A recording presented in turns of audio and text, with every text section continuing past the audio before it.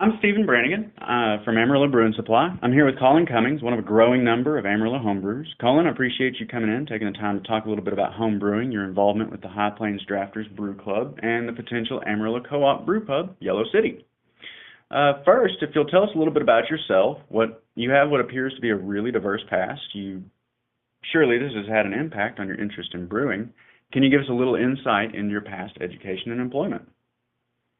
Sure. My educational background, I was born and raised in Amarillo. I went to Amarillo College for 3 years before I moved away to Denton and went to the University of North Texas, where I got my bachelor's degree in 3 rapid years in political science with a minor in English. And as far as employment background goes, my first real job, I would say, was with the U.S. Army from '04 to '08, and then moved back to Amarillo in '08, had a couple of hourly jobs before I got my job with Zachary in 2010. And Zachary is a construction and engineering firm, and I do procurement for Zachary. So I do purchasing on contracts for our projects. All right. And so you're married. You have what many would consider to be a large family. Would you mind telling us a little bit about your wife and kids? Yeah, I've been married for 11 years to Mindy, and I have 5 kids. My oldest will be 8 next month, and my youngest will be 1 in June. So, pretty tight little clan. Yeah, we love it. All right. Well, like many home brewers, you're obviously a man of many facets. Some of this may have had no effect on your interest in brewing, and other things have undoubtedly played heavily in the evolution of your hobby. Can you kind of connect the dots for us and tell us when you first had an interest in brewing and how that interest has evolved into your current passion? Yeah, well, I had an interest in beer long before I had an interest in brewing, craft beer especially. In college, I started exploring some of the more accessible craft beer styles like Fat Tire and Shinerbach, which I thought was craft beer. And then after college, my wife and I would seek out microbreweries and brew pubs when we traveled. And then when I moved to Anchorage in 2005, there was a larger homebrewing scene there than I'd ever experienced. And I went to the local homebrew shop and got set up and started brewing that year. All right. Well, I know from my experience, brewing can be a very labor-intensive process depending on the style of brewing you've chosen. Do you have help on brew day? I don't have help on brew day. It's a pretty solitary activity for me. In fact, I'm pretty certain I've never brewed with somebody else, other than like group brews with the High Plains Drafters, wherein I don't think I brewed. I just watched. For me, I'm glad I've got the benefit of Shiloh, who helps me when I brew, and of course I help her when she brews. And I can hardly imagine not having that extra hand. So, sometimes my kids help me bottle. But that can be a blessing. That can also be its own issue. I've discovered. Just don't stick your finger in the bottle. So there's several homebrewing processes to choose from. There's the extract, the brew and bag, of course the all grain. Each yields a great beer in the end. Can you give us your insight into these processes, how one compares to the other, and how you progress through the various methods? Yeah, extract brewing is a lot easier and a lot more accessible. It takes less vessels, less time. It's also more expensive per ounce, and I'm a cheapskate. And you don't have as much control over the recipe. But extract certainly has its place, and I made a lot of good beers that way. Brew in a bag, I've done a little bit. It's difficult and kind of unwieldy depending on the size of your recipe or the size of your batch, trying to manhandle a big bag of grain and depending on the quality of your bag. And also, it's, as you pointed out in the past, it's less efficient in terms of the sugar that you get out of the grain. And then all grain, which, I really started brewing all grain consistently about 2 years ago and haven't gone back. And I love it because it's a lot cheaper per ounce beer I make, and also gives me a lot more control over the recipe, variations. Where you can really hone in on things like country-specific grains and country-specific hops. Yeah, that's what I especially like about it, is I can, I can use Maris Otter where it's more difficult to get Maris Otter extract of high quality. And as you've indicated, you're an all-grain brewer. Can you kind of describe your system to us? My system really consists of 3 vessels. I have a 10-gallon kettle, a 5-gallon kettle, and a 10-gallon igloo cooler that I mash in. And it's built for efficiency in a kitchen because that's where I brew. And I've really kind of got it down to a science in my kitchen. So my strike water and my sparge water I heat in the 5-gallon, and then mash and lauter in the igloo cooler. And I always do single temperature infusion mash and batch sparge. So I try to keep it as simple as possible, the process. Well, I suspect by that answer that you may not have the same stove in your kitchen that I have in mine. First of all, my stove is electric, so right. I can rest relatively sure that yours is not. Could you describe to us your stove? Yeah, mine's like a semi-professional gas cooktop dual oven range. So I've got a pretty big burner that I can get 6.5, 7 gallons of wort boiling on. So yeah, it's probably bigger than a lot of people's cooktops. Which isn't to say you can't cook in your kitchen. You just, you need to be aware of your BTUs, perhaps, on your output of your burners. Yeah. You can always get away with brewing in a kitchen. It's just you got to look at your equipment and decide, how can I brew? So let's talk about recipes, the foundation of every beer in the world. How do you come about your recipes? Do you find them online? Do you get them from a fellow brewer, or do you formulate them yourself? I kind of do all 3, but for the most part, I start with either recipes I've seen from other brewers, like through Homebrew Talk, or Brew Toad, which is an online website that I use to store and build a lot of my recipes. And I also look for clone recipes for beers that I really enjoy. And another one of my fallbacks is Jamil Zainasheff and John Palmer's, Brewing Classic Styles. So I usually brew with a style in mind, and I'll go to a variety of resources and kind of pull together what are the themes behind these recipes, and I do a lot of thinking about the hop schedule and the grain bill, and I'm not incredibly detailed in my process, but one thing I think probably do well is research and just meditate on what I'm going to do. I think I get exactly what you're going at, because sometimes I may spend 4 to 5 days, thinking, is this, okay, I've got this recipe. Is that the grain I want to use? Yeah. What if I switched it for Golden Promise this time? Yeah. So I would assume that your choice in commercial craft beer reflects your interest in the styles you brew at home. Can you tell us what we might find in Colin's refrigerator? Yeah, you will almost always find Deschutes Obsidian Stout, which is one of my favorite commercial beers, period.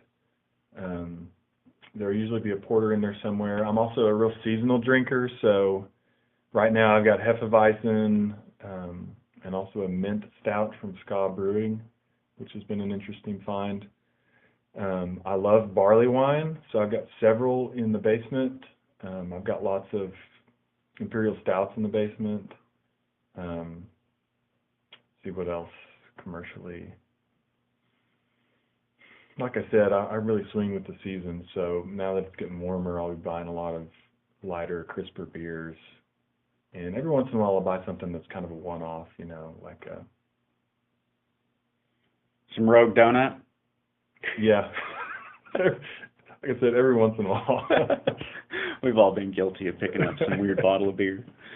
The Beer Judge Certification Program, or as we call it, the BJCP, it lists 23 recognized beer styles originating from a variety of countries. Like many brewers, I'm assuming that you have a certain style that you lean towards. First, let's talk country or area of origin first. Is there a country whose style you emulate? Yeah, my favorite beers are English beer styles. So I try to make, that's just what I like, and so that's what I find myself making a lot. So extra special bitters and special bitters, porters and stouts in the English tradition, and a lot of English yeasts. So that's what I usually make. And there's a number of beer styles that come out of each country. So what are some of your most commonly brewed beers? More than anything, I brew porters and bitters, so like ESB especially. But porter kind of seems to be the beer that I think about more than any. I'm constantly trying to find like the perfect porter recipe or something. They tend to me to be such a silky smooth and sort of a warming but not overly filling, beer. Porter is one of my favorites, has been for many years. Oddly enough, though, my favorite porters I think tend to be American style robust porter. So I don't know. See, to me that I lean more towards the chocolated, softer side of porters. All right, so let's talk about the future. You're the president of the Yellow City Co-op Brew Pub. Most everyone knows what a brew pub is. Can you explain Yellow City and the co-op platform? Yeah, so Yellow City is a cooperative association in Texas, and basically that describes the business organization, the ownership structure, so to speak. So we're owned by our members, and any consumer who's over 21 and has a valid physical address can be an owner. And so that's the business organization, and that co-op is going to open a brew pub here in Amarillo, hopefully in summer next year. Yeah, I could go on. Well, so you and the other board members are elected officials charged with a task: brew consistent, high-quality beer, serve quality food, and provide a welcoming atmosphere. Obviously, this is something that's being done as a for-profit business model across America and around the world.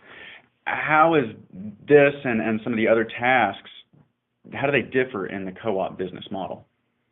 They really don't differ. First, I would say that primarily the job of the board of directors is to build an organization that's going to be successful in opening and operating the brew pub. So, our board members are not necessarily going to be employed or involved in the production of beer or running the restaurant. We're just trying to build a business organization that will be well planned and on a good footing to run a successful brew pub and serve the good people of Amarillo. So it's, as opposed to just going in as an individual owner or a partnership. That's the primary difference, is that we're just consumer owned. All right. And the board members seem to be very diverse. This is not just a group of brewers focused on beer. Can you paint a broad picture of your fellow board members? Yeah, I would say everybody on our board is a beer lover and a food lover. So while we don't all have, while the balance of expertise is in beer, the passion is in both camps. We have a surgeon, an IT specialist, a teacher, a physical therapy assistant, a restaurant manager, a construction company owner, and then a couple of real estate mortgage specialists, professionals. So we kind of cover a lot of good bases to have to start a business, but it's the passion for good food and beer and great local culture that really drives us, I think, more so than our collective experience. And so can you give us your example of what you think the strengths of the business model are over, say, a privately owned for-profit pub? Yeah, I think the strengths are the input from a diverse array of owners. So the members are the owners, and so they're going to have input on what we become. And so I think that's a huge strength, because it's always going to reflect what Amarillo wants and is, and in that way remain intensely local, like its whole existence as an organization. So the big strength is the variety of people involved. I've really been impressed with the people who've become members to date, the variety just in our membership that I didn't really expect. I expected to get all the beer geeks up front, and we've just instead gotten a pretty wide array of ages and professions and both genders. It's just been that's what I love about it. It's real community focused and community oriented, and I think that's the strength primarily. That last part is something I've actually noticed in the homebrew shop, is there is no label that you can slap on your typical homebrewer. They're anybody and everybody. Yeah, that's a great place to be, you know, professionally. Obviously, diversity is one of the strongest points of Yellow City. Let's talk about product diversity. What types of beer will be served? No doubt you'll have a multitude of rotating styles, but what are your flagships going to be? What would your average tap lineup look like? Yeah, I think we're planning on 4 flagship beers. We have an English special bitter style that we've already more or less nailed down the recipe for, thanks to the help of our membership. We're planning on having a coffee porter that we'd like to collaborate with a local coffee roaster on. We'd like to have an IPA because it's probably the most popular style among craft beer drinkers right now. And, you know, you can make a pretty good IPA even if you're not a huge fan of them. And then we'd like to have a lighter, crisper, more refreshing beer style like an American wheat or something like that. That's a good, besides just being a delicious beer, is a good introduction for a lot of folks to craft beer, to the world of craft beer. And then we plan to have at least 2 rotating styles that we brew that are for seasonals or one-off beers, or for like beer recipes that have won our homebrew competitions on a quarterly basis or something like that. Well, I'm ready for local craft beer, and I think Amarillo's coming around to craft beer. How do you appeal to those who haven't tried microbrew beer, or those who perhaps have a preconceived notion of what beer is supposed to be? I think you primarily appeal to our customers through education and through being accessible and not pretentious or obnoxious about our beer. You know, I mean, the more educated consumers we have, the more consumers we're going to have, period. And also, the more interested they're going to be in, you know, our seasonal styles or our unique offerings, and it just makes for, you know, it's fun to, if you're into craft beer, it's just a fun thing to be into. You could talk for hours about it, and so that's what we want, is customers who are not put off by that and aren't and actually get to that point where they'd like to come in and just talk to us about our beers and try something maybe they've never tried before. So I think we primarily appeal by having an informed and educated consumer.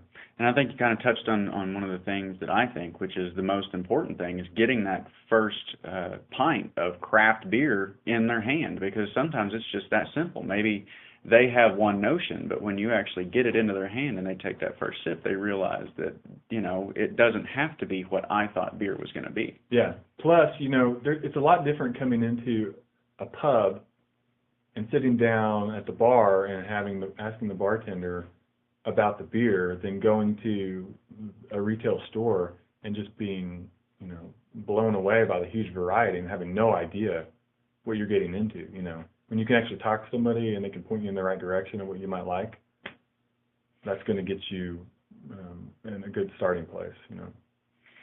Well, communities big and small need local businesses to thrive.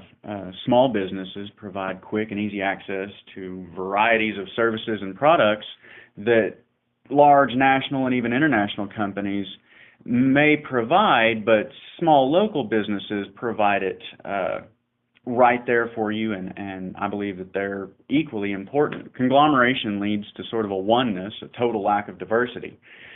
How can we fight this sameness? By showing our support for small businesses in Amarillo. How can the people of Amarillo show support for the Yellow City Co-op Brew Pub?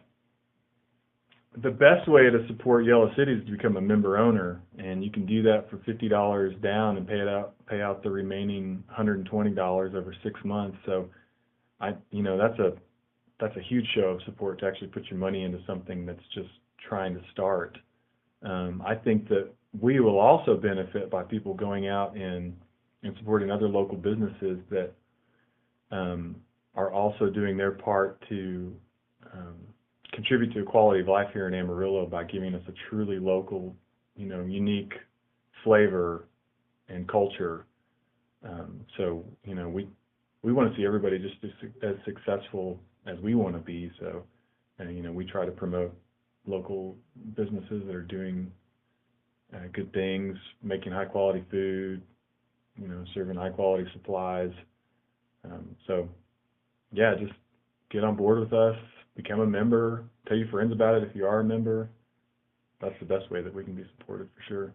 All right, and so you're talking about membership. Let's talk about where we can go to find out more, and specifically where people can go to become that member. Yeah, the best way to do it is to go to our website, yellowcitycoopbrewpub.com, and go to the membership page. You can get some details there and go ahead and sign up, sign your membership agreement, go ahead and pay through the website. Like I said, you can get started for $50, or you can pay the whole entire $150 membership equity plus $20 fee all at once. Or just come out to one of our beer socials. We host one every month, and we try to promote those as much as we can around town and online. So perhaps join the Yellow City Facebook page. That way you're privy to the updates, and you'll be notified when and where the next social is going to be. Yeah, we also have an email list that you can sign up for through our website. Okay. Well, Colin, I'd like to thank you again for coming by and taking the time to introduce yourself and share your insight with us. If anybody would like to learn more about Yellow City, they can visit the Yellow City website on Squarespace. They can also sign up and become a member owner there. If you'd like to know more about homebrewing, we invite you to come in to Amarillo Brewing Supply. We're your one-stop shop for all your brewing needs. Thank you for listening, and please subscribe to our Facebook page and YouTube channel for more brewing information and interviews with Amarillo brewers.